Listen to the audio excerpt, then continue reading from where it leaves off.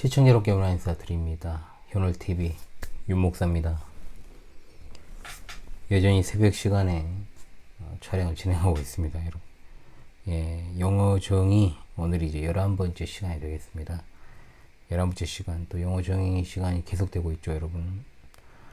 지난 시간까지 상당히 오랜 시간 동안 오늘날의 신사도 운동의 기원을 갖다가 추적하기 위해서 영어정의 시간을 좀 가졌습니다. 지난 시간까지 유익이 되는 영어정의 시간이었는지 모르겠습니다, 여러분. 재생 목록에 차곡차곡 잘 저장이 되어 있으니까 순서대로 보시면 여러분들에게 유익이 될 것이고, 앞선 강의들도 보시면 유익한 신앙적인 지식과 상식들을 얻게 되실 것입니다. 오늘 주제는 아마 아더 핑크의 하나님의 주권 읽기를 하면서 제가 이 부분을 한번 다루겠다라고 말씀드린 적이 있던 주제들이 몇 개 있습니다. 진화론, 그리고 간격설 또는 재창조론, 그리고 인류의 연대에 관해서 우리가 흔히 오해하는 부분들을 좀 짚고 살피고 바르게 이해하는 시간을 좀 가지려고 하고 있습니다. 이 용어정의 몇 가지를 통해서 여러분들에게 또 유익이 되는 시간이 될 수 있기를 바라겠습니다. 자, 첫 번째는 진화론입니다. 진화론. 여러분 진화론 잘 아시잖아요. 우린 진화론 배우고 그렇게 학교를 다녔지 않습니까? 진화 생물학이라 그럽니다. 정확하게는. 그런데 저는요, 이런 용어를 거부합니다. 그래서 진화론이라고 하는 것은 거짓된 가설에서부터 출발했기 때문에 진화 가설이다 이렇게 부르거나 그냥 진화론이다 불러야지 진화 생물학이다 뭐 이렇게 부르는 것은 의미가 없다고 봅니다. 따라서 진화론의 어떤 가설을 설명하거나 분석하는 것은 신앙에 아무런 유익이 되지 아니합니다. 따라서 저도 거두절미하고 진화론이 어디에서 기원을 했고 어떤 발전 과정을 거쳐서 오늘날에 이르렀는가 등에 대한 그런 것들을 살핀다면 그들의 정체를 파악하는 데 충분하다고 보고 있습니다. 여러분 잘 아시다시피 진화론 하면 떠올리는 사람이 누굽니까, 여러분? 찰스 다윈이죠. 다윈. 그래서 단편적으로 이 부분을 생각하는 사람들은 진화론의 창시자가 찰스 다윈이다 라고 생각할 여지가 큽니다. 그러나 진화론의 출발점은 제가 자주 설명을 드렸던 17세기 그리고 18세기를 지배했던 계몽주의 사상입니다. 계몽주의는 일루미나티 사상이라고 제가 말씀을 드렸죠. 이 중에서도 사탄을 숭배하는 일루미나티 회원이었던 프랑스의 수학자이자 철학자이자 또 박물학자였던 조르주 루이 르글레드 드 비퐁이라는 사람, 비퐁으로만 기억을 하시면 됩니다. 이 사람이 이제 18세기 사람인데요. 그러나 기원을 좀 더 거슬러 올라가게 되면 진화론의 사상적 기반은 고대 그리스의 철학자들입니다. 그들은 어떤 생물 발생론, 정확히는 생물의 자연 발생론을 주장을 했죠. 이것이 바로 진화론의 사상적인 기반을 이루었습니다. 이것은 인간의 세계관으로 이제 확대가 되죠. 정확히는 관념론, 유물론, 유신론, 무신론. 이 무신론은 우주와 생명이 자연 법칙에 의해서 오직 물질로부터 잘 발생을 했다라고 주장하는 것으로부터 출발했기 때문에 진화론의 기원에는 결국 무신론이 있다라는 것을 여러분 알아야 됩니다. 다시 돌아와서 실제로 진화론자들의 책에는 원숭이의 그림과 사람의 그림을 동시에 그려놓는 일들이 아주 흔하죠. 그래서 보통은 진화론은 원숭이가 사람으로 진화되었다라고 주장하는 집단이라고 우리가 이야기를 합니다. 그러면 진화론자들은 그래요. 우리는 실제로 그런 주장을 하지 않는데 기독교인들이 왜곡시켜서 가르치는 것이다. 이런 식으로 말해버립니다. 자, 분명한 것은 진화론자들은 생물이나 동물들의 공통조상이 인간으로 최종적으로 진화되었다라고 주장하기 때문에 그들의 주장을 요목요목 그냥 따지기보다는 결국 원숭이가 사람으로 진화되었다는 식의 포괄적인 표현으로 우리는 그들을 조롱하는 것입니다. 진화론의 실체라고 해봐야 이미 말씀을 드린 것처럼 생물이나 동물들의 공통 조상이 인간으로 진화가 되었다라고 주장하기 때문에 큰 틀에서 그리 틀린 말도 아닌 사실이라 이 말이죠. 기본적으로 유인원이 인간으로 진화했다라고 주장하는 진화론자들은 지구의 연대를 기본적으로 45억 년으로 설정을 해놨습니다. 이걸 이제 지질학 연대표라 그러죠. 자, 우리가 다 배웠습니다, 이것을. 진화론자들이 기본적으로 이렇게 지구의 연대를 정말 말도 안 되게 길게 설정한 이유가 뭘까요? 45억 년이라. 동물이 사람으로 진화하는 과정이 굉장히 길다라는 믿음으로부터 비롯이 된 것입니다. 기본적으로 그들이 주장하는 생명의 기원을 거슬러 올라가면 처음에는 뭐가 있습니까? 소수 원자가 있습니다. 아메바, 원생동물, 척추동물, 파충류, 포유류, 유인원, 그리고 사람으로 진화가 이루어졌다라고 주장을 하죠. 진화론의 도표로 대표적으로 사용되는 나무의 가지마다 육지동물, 바다 해양생물 매달아 놓고 있지 않습니까? 여러분이 그것을 보신 적이 있을 겁니다. 거기에 사람도 매달려 있죠. 이런 그림의 기초를 제공한 것이 앞서 소개한 프랑스의 수학자이자 철학자이자 박물학자인 조르주르 르클레드 비퐁입니다. 비퐁이라고 그냥 기억을 하십시오. 자, 그것을 갖다가 철학자 헤겔이 구상을 한 거예요. 결국은 원생동물, 우리가 흔히 말하는 단세포동물과 못생긴 사람을 일컫는 말로 우리가 자주 사용하는 오징어, 그리고 꼴뚜기, 낚시할 때 걸려 올라오면 아무 쓸모없어 말려 죽여버리는 불가사리 등등 다 우리 형제나 조상이 되는 거죠. 이런 허망한 주장을 하는 그들을 신봉하는 자들도 그들이 말하는 대로 단세포 동물이나 오징어와 다를 바가 없는 수준을 가지고 있음을 알게 됩니다. 자, 그래서 여러분, 흔히 진화론 하면 떠올리는 찰스 다윈은 프리메이슨으로 잘 알려져 있습니다. 일루미나티가 만든 공산주의는 진화론을 기초로 해서 그리스도교를 파괴하려는 집단입니다. 일루미나티는 사탄을 숭배하는 집단이기 때문에 어찌 보면 당연한 모습이죠. 선거철에 제가 어떤 정당을, 특정 정당을 찍어라 마라 이야기는 하지 않지만 적어도 우리가 신자라면 공산주의를 옹호하는 또는 이제 북한을 갖다가 옹호하는 친북 세력들을 옹호하는 정당에는 표를 주지 않는 게 맞아요. 일루미나티 프리메이슨의 목표는 아시다시피 세계 단일 정부 수립 또는 신세계 질서입니다. 세계 단일 정부는 결국 신공산주의 체제이고 신제국주의의 형태가 될 것이 말아야 돼요. 한반도를 중심으로 해서 북괴의 김정은, 짱깨 시진핑, 러스계 푸틴 이것들이 잘 보여주고 있지 않습니까? 그러니까 이런 어떤 흉악한 적국에 둘러싸여 있으면서 피하 식별이 제대로 안 되는 이 한반도의 정세는 당연히 우리 대한민국에 불리하게 돌아갈 수밖에 없습니다. 오직 하나님만 의지해야 되지요. 세계 정부는 국민의 권리를 박탈하고 통제, 감시 사회를 만들어서 양심의 자유, 종교의 자유를 박탈하는 것으로 나아가게 될 것입니다. 자, 자꾸만 헌법을 고치려고 개헌을 하려 드는 그들의 의도는 뻔한 것입니다. 여러분, 이것도 나중에 말씀을 드리죠. 자, 진화론을 간단하게 살폈습니다. 그리고 두 번째, 간격설 또는 재창조론, 중조론, 시간 간격설이라고 하는 것에 대해서 살펴보도록 하겠습니다. 자, 이것은 뭐냐면 교계 내에서 진화론자들의 주장을 입증시키려는 거짓 이론입니다.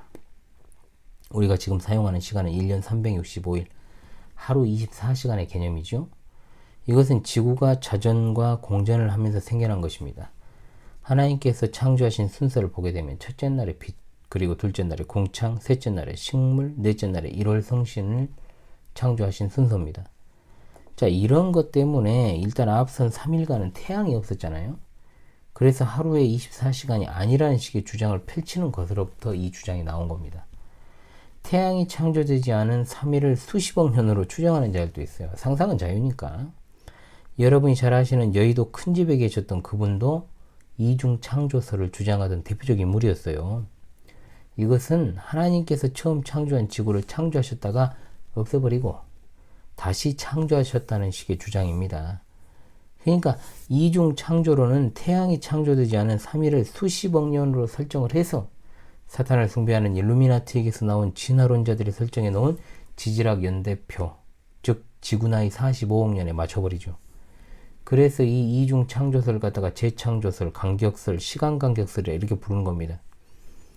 정상적인 신자라면 정말 황당해 보이는 이 거짓 이론을 처음 주장한 자가 토마스 찰머스입니다.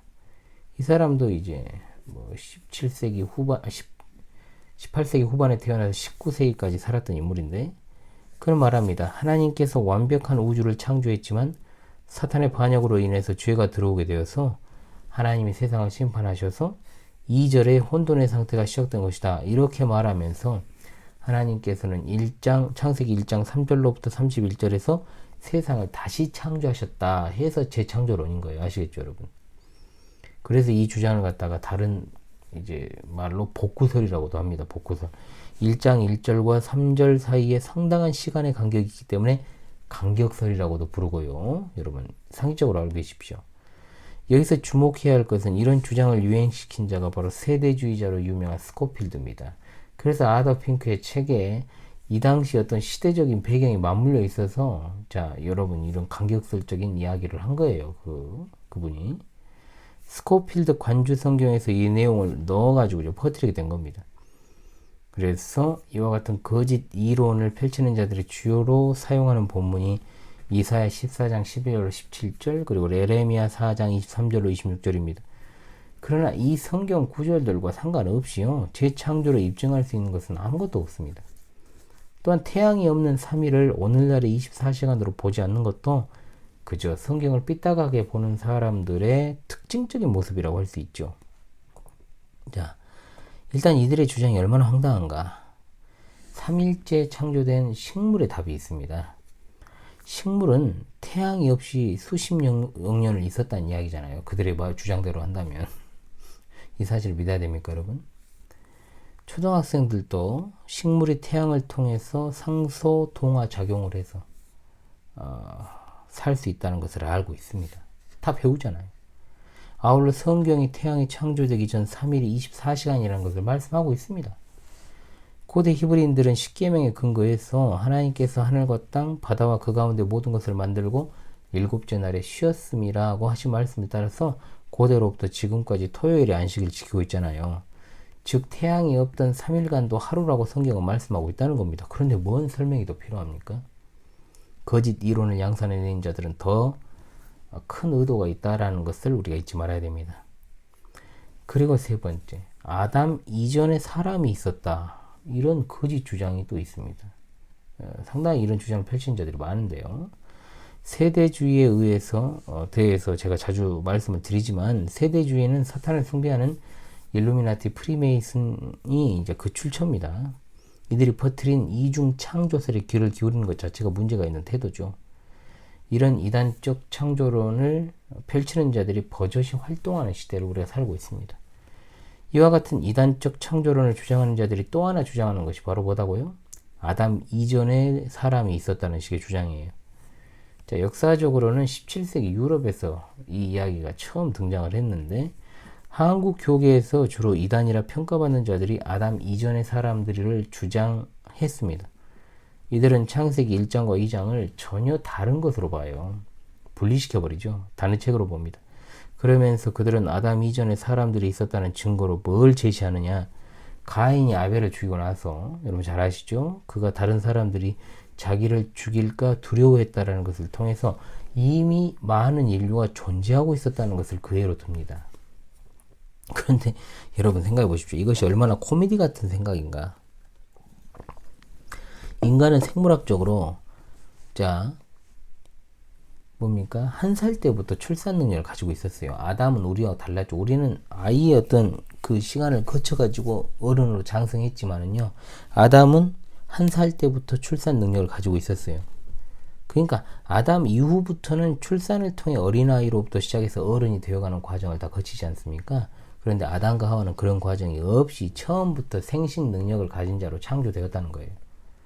그런 아담이 130년이라는 시간 동안에 가인과 아벨 그리고 셋이라는 3명의 아들만 출산했다라고 생각하는 것이 얼마나 여러분 우스운 생각입니까? 여러분 생각해 보십시오. 아담에게 분명 하나님께서는 생육하고 번성하여 땅에 충만하라 땅을 정복하라고 했는데 130년 동안 아들 3명 낳았다고 하면 이게 진짜 코미디가 아니면 뭡니까? 어떻게 이해해야 되죠? 우리가 알아야 될 것은 성경이 출산한 자녀들의 순서를 따라서 이름을 기록하기 위해 쓰인 족보책이 아니라는 거예요. 즉 불필요한 이름들은 생략되어 있다는 것입니다.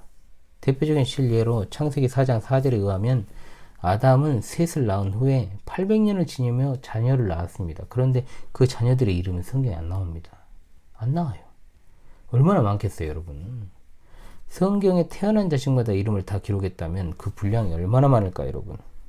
우리가 가진 족보에는 이름만 적어져 있잖아요. 그런데 아마도 진짜 고려시대부터 대부분 시작된 성씨, 그리고 조선시대 초, 그리고 중, 이때부터 시작된 족보책이라고 할지라도 그 분량이 어마어마하지 않습니까? 제가 파평윤가입니다. 파평윤가. 조선시대 때 아주 그냥 득세했던 이제 가문이죠. 그 족보만 4권입니다. 굉장히 두꺼워. 이 정도 되는데. 그러므로 우리가 가진 성경은 그야말로 하나님께서 구원에 필요한 핵심적인 사건, 즉 하나님의 구원의 작전과 섭리사를 중심으로 기록하고 있기 때문에 이런 식의 생각을 하는 것 자체가 유치한 일이라는 거죠.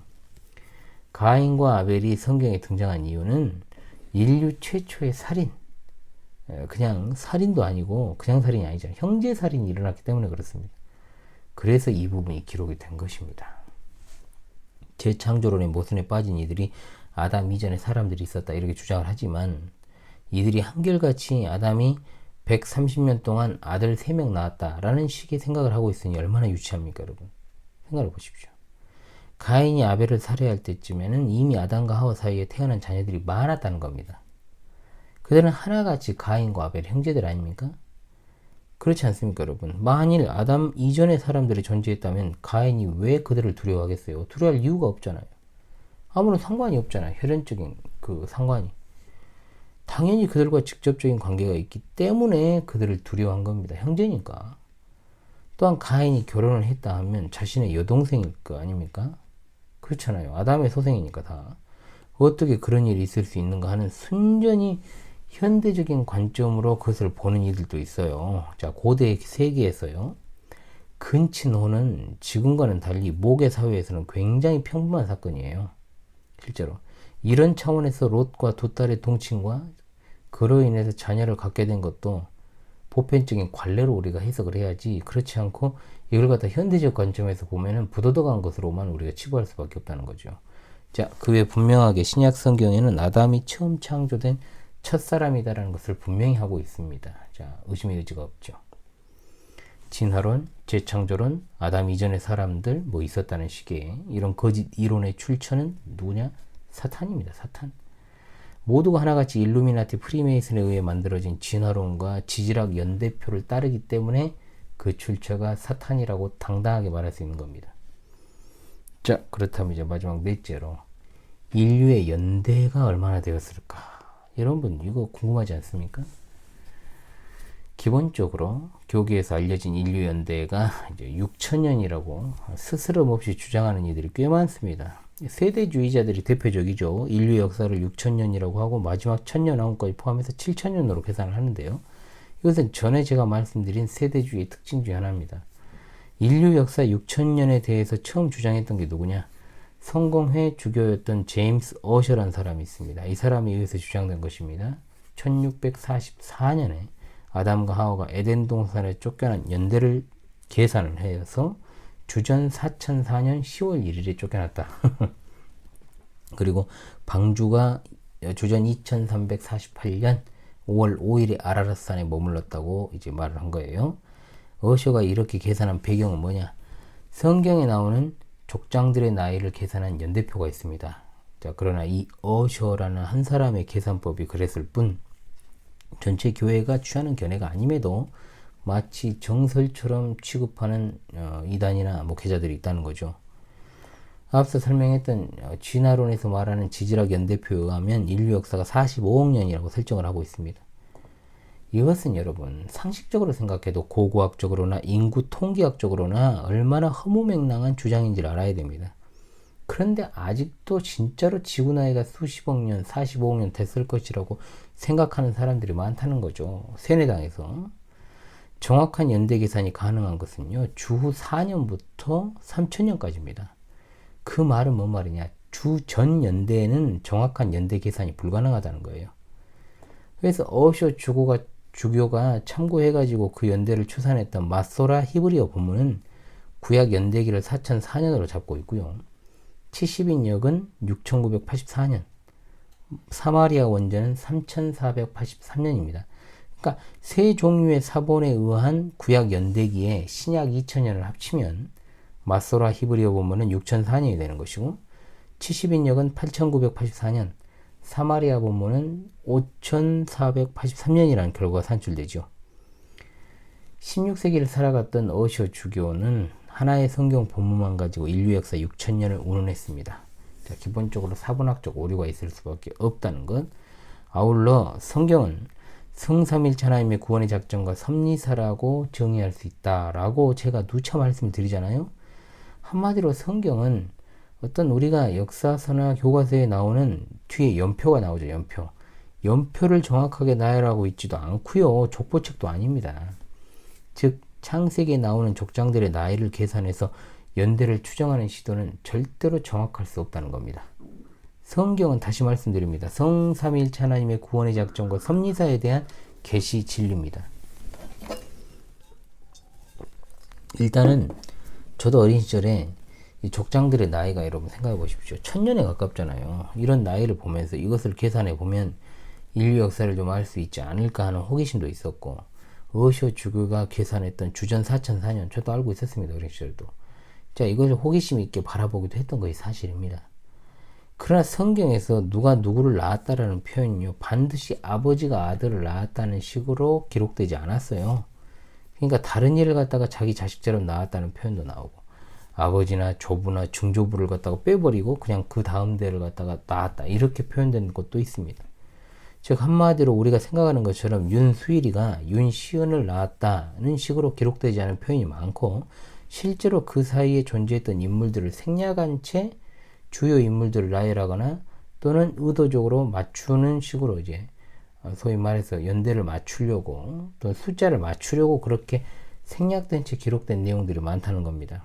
대표적으로 마태복음의 족보인 1장 8절에 요람이 우시아를 낳았다고 나옵니다. 실제로는 요람이 아하시아를 낳고 아하시아가 요아를 낳고 요아스를 낳고 요아스는 아마샤를 낳고 아마샤가 우시아를 낳았기 때문에 소위 말하면 중간에 3명이 생략된 채 족보를 기록했다는 거예요. 의도적인 생략입니다, 여러분. 또한 여러분이 잘 아시는 바벨론의 느부갓네살 왕 아시잖아요. 근데 그 다음 왕이 벨사살인 것처럼 기록되어 있어요. 그런데 느부갓네살은 벨사살의 아버지가 아닙니다. 6대 왕인 나보니두스의 아들이 벨사살입니다. 그런데 성경에는 나보니두스라는 왕이 안 나와요. 신바빌론 왕국의 마지막 왕이 나보니두스인데요. 그런데 그의 아들이 바로 다니엘서에 나오는 벨사살입니다. 그런데 성경은 2대 왕이었던 느부갓네살이 벨사살의 부친이라고 표현을 해요. 이 또한 의도적 생략이죠. 그 중간에 말할 필요가 없어서 그렇게 한 겁니다. 그러니까 필요하고 설명해야 되는 인물만 열거하다 보니까 생략이 된 겁니다.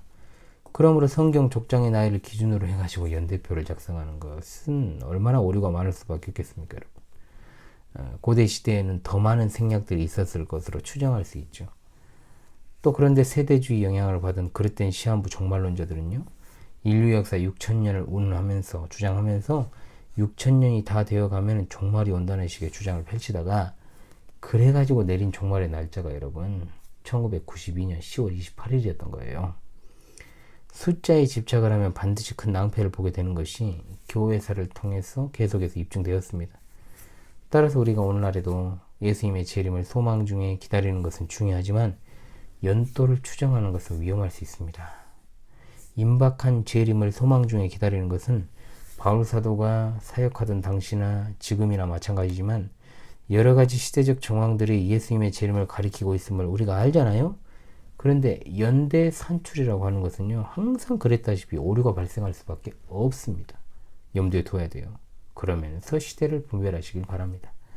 저도 당연히 어느 시점에 우리 주님 오실까 되어가고 또 진행되는 일들을 보면서 급변하는 세상을 보면서 정말로 과거와는 확실하게 다르다라는 것을 생각을 하지만 그럼에도 불구하고 제가 그러한 것들을 이야기하는 것은 조심스럽습니다. 또 그런 이야기들은 제가 유튜브를 통해 하지는 않고 우리 본교회 성도님들에게만 조심스럽게 전달을 하죠. 신앙이 연약한 자들은 어떤 생각을 합니까? 자칫 그릇된 시한부 종말론이나 극단적 종말론자로 오해를 할 수도 있고요. 또 그런 분들에게는 종말론에 대한 그릇된 인식들이 주입될 여지가 많아서 제가 조심하는 거예요. 연대 산출은 반드시 오류가 있을 수밖에 없다라는 것 다시 말씀드립니다. 진화론에서 말하는 지지락 연대표가 아주 장구한 기간이잖아요. 45억 년이라고 잡은 것은 제가 처음에도 말씀드린 것처럼 진화의 과정에서 그 정점의 소수 원자, 아메바, 원생, 무척추, 척추, 포유류, 포유동물, 사람 이런 순서로 진화되어 왔다라는 것을 취하기 때문에 이와 같이 측정하기도 어려운 긴 연대로 그냥 딱 설정을 해버린 겁니다. 이미 앞서 말씀을 드린 대로 교회 안에도 진화론자들이 설정한 진화론에 맞춰 성경을 해석하려고 하다 보니까 재창조론이나 아담 이전의 사람들을 주장하는 겁니다. 지구의 나이가 45억 년이라고 말하는 진화론자들은 주로 무엇을 통해서 그렇게 주장을 합니까? 화석을 통한 생명체의 나이를 측정하는 것, 그리고 방사성 탄소 연대 측정법을 사용합니다. 근데 굉장히 측정 오류가 많은 것으로 이미 밝혀졌습니다. 그래서 방사성 탄소 연대 측정법은 고고학에서 정말 많이 사용하는 측정법입니다. 연대 측정법 중에 하나로 이 방법은 1949년 미국의 물리화학자 리비가 대기 중에 존재하는 방사성 탄소의 생성체계 이른바 C14을 밝혀내고 이를 고고학에 응용해서 시작이 된 겁니다. C14라 그래요. 그러나 이 측정 방법은 모순 또한 만만치 않아요. 살아있는 생물, 그리고 산 나무의 일부, 갓 잡은 물개, 죽은 지 30년 된 물개, 이걸 갖다가 이거 방사성 탄소연대 측정법으로 조사한 결과 무슨 몇천 년이 경과한 것으로 그런 결과표가 나왔어요. 이런 일들이 등장하기도 했습니다. 창조과학회 홈페이지에 보면 이런 일들이 나옵니다. 진화론자들이 만든 방사성 연대 측정 방법에 따른 지구 연대표에서 핵심이 되는 게 바로 아이들에게 인기가 정말 많은 공룡이에요.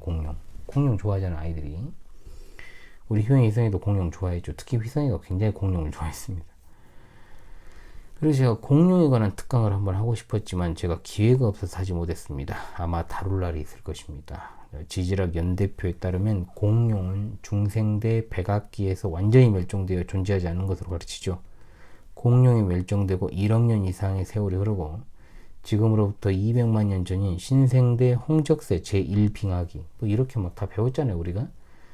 이 1빙하기 후반기에 인간과 원숭이의 중간 형태인 그 유명한 오스트랄로피테쿠스 이 나타났다가 멸종한 뒤에 호모 에렉투스가 출현했다는 식의 주장을 펼치죠. 자, 지구의 나이를 정말 상상도 안 되는 45억 년이라는 시간으로 잡은 것도 웃기는 거지만 공룡이 지금으로부터 1억 4천만 년에서 6천만 년 전에 멸종했다 이렇게 주장을 하잖아요. 일단 우리는 어린 시절에 또 노래로도 세뇌가 됐습니다. 그 유명한 아기 공룡 둘리 노래 1억 년 전 옛날이 너무나 그리워 막 노래 하잖아요. 아, 공룡은 1억 년 전에 살았구나. 그리고 빙하가 녹아가지고 둘리가 떠내려오잖아요, 한강으로. 자, 여러분, 이 오스트랄로피테쿠스 같은 경우에는 남아공의 자연 인류학 학자 다트라는 사람이 진화론자들이 말하는 홍적세 전기 지층에서 유인원을 발견했다 이렇게 주장을 하기에 이르면서부터 이제 오스트랄로피테쿠스가 세상에 나온 거예요. 한마디로 사람이 동물들에게서 진화했다는 엉터리 이론을 성립시키려고 아프리카 돌아다니다가 어디서 원숭이 대가리뼈 하나 들고 와가지고 밑도 끝도 없이 원숭이와 사람의 중간 형태의 유인원이다 이렇게 주장을 한 겁니다. 누군들 그걸 못하겠어요, 여러분. 생각해 보십시오. 그걸 어떻게 밝혀냅니까? 근거가 뭐예요, 도대체? 삼척동자도 오늘날 오스트랄로피테쿠스가 유인원이고 인류의 조상이다라는 진화론자들의 주장을 할 정도로 학교에서 진짜 이게 무슨 진리처럼 가르치잖아요. 그러나 영국의 해부학자 주커만과 시카고 대학의 인류학자 옥스나드 교수는 오스트랄로피테쿠스가 그저 원숭이에 불과하다라고 공식적으로 발표를 했어요. 이 사실은 거의 대부분이 모르잖아요. 일단은 공룡이 수천 년 전에 지구상에서 실제로 살았다는 다양한 증거들이 많습니다, 여러분. 인간하고 같이 그림이 그려져 있어요. 여기저기 인간과 함께 살았던 흔적들이 발견되는데도 다 무시하죠. 또한 인류가 이 지구상에 존재한 것이 200만 년 전이다? 말도 안 되죠, 이게. 200만 년 전.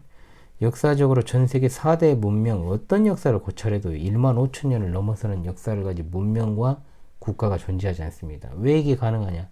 역사학과 인류학으로 따져도 진화론은 허구라는 게 분명하다는 겁니다. 200만 년을 살았다면서요, 인류가. 그러면 200만 년을 산 인류가 이 지구상에 살았던 흔적이 왜 역사에도 없고 고고학에도 없냐 이 말이에요. 안 나타나죠. 그런 일이 없으니까. 그리고 인류 통계학으로 따져도요, 200만 년 전부터 인간이 살았다는 가설은 말이 안 됩니다. 기본적으로 성경이 완성된 시점이 주 1세기, 이 정도에는 전 세계 인구를 2억 5천만 명 정도로 집계를 하고 있습니다. 산업혁명이 일어났어요. 그 뒤에는 기하급수적으로 늘어납니다. 그래서 1650년에 5억입니다. 인구가. 그랬는데 373년이 지났죠. 그로부터 지금이 80억이 되었습니다. 어마어마하죠, 여러분.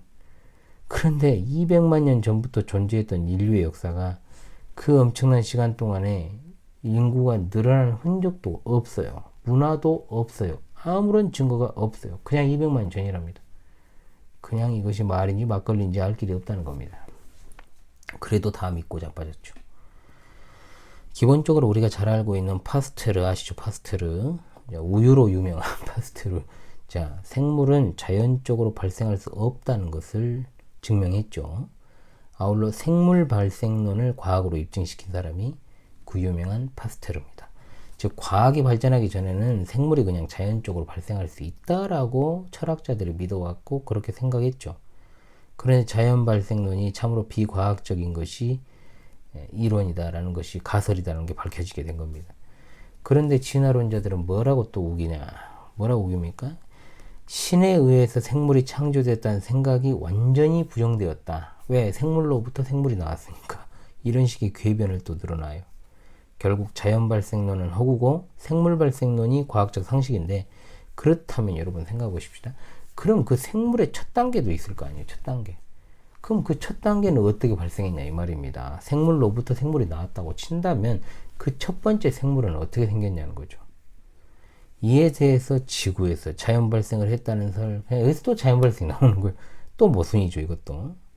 또 외계에서 왔다는 설, 항상 뭔 이야기만 나오면 외계인 설이 나와요, 여러분. 그리고 초자연적 하나님의 창조물이라는 것이 이제 세 가지인데, 진화론은 여기에 대해서 절대 설명 못 합니다.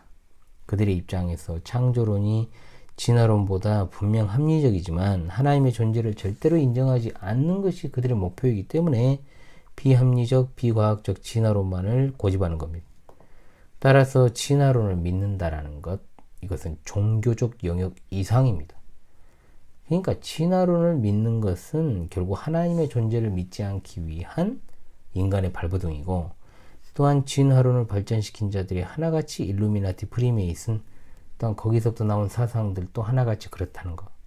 그들의 목적을 일정 정도 달성시켰다고 볼 수도 있겠죠.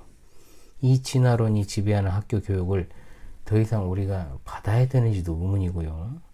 또한 교회에서 자녀들에게 이와 관련해서 제대로 교육을 해야 함에도 과연 교회들이 그와 같은 일들에 신경을 쓰고 있는지, 그저 아이들 붙잡아 놓으려고 게임이나 하고 있고 재밌는 건 하고 있고 CCM이나 도입하고 이런 데에 몰두하고 있지 않은지 정말 안타깝게 그지 없습니다. 교회 지도자들은 정신을 차려야 돼요. 그런 식으로 아이를 그냥 교회에서 재미를 추구해 가지고 아이들을 붙잡아 놓으려고 할 거면 교회 목사를 하지 말아요. 그냥 학원이나 해. 학원이나 애들 레크리에이션 학원. 왜 교회에서 레크리에이션 하고 CCM을 하고 춤이나 추고 그러고 자빠졌냐 이 말이야. 어? 참, 왜 그 유일한 진리인 복음을 들고 있으면서 시궁창고 같은 CCM이나 심리학 등 갖다가 들여가지고 게임을 들여가지고 레크레이션 들여가지고 교회를 갖다가 무슨 놀이터 난장판을 만들고 있는지 알 길이 없어요. 진짜 가르쳐야 될 것들 가르쳐야 되죠. 결론은 인류의 역사를 아무리 길게 잡아도 1만 5천 년 안 넘는다. 저는 개인적으로 1만 년 정도로 생각하는 것이 가장 상식적이라고 봐요. 이번 용어 정의 11번에서는요. 진화론, 그리고 간격설, 아담 이전의 사람들, 인류연대까지 4가지 정도를 살폈습니다. 간략하게 살폈습니다. 진짜로. 다음번 용어 정의 시간에는 또 관련한 내용을 살피든지 또 추가할 거 있다면 아니면 다른 신학적 용어 및 주제를 가지고 좀 찾아오도록 그렇게 하겠습니다. 여러분 용어 정의 11번째 시간도 여러분 들으시느라 수고 많으셨습니다. 다음번에 좀 더 유익이 되는 시간으로 찾아오도록 하겠습니다. 지금까지 현월TV 윤목사였습니다. 감사합니다.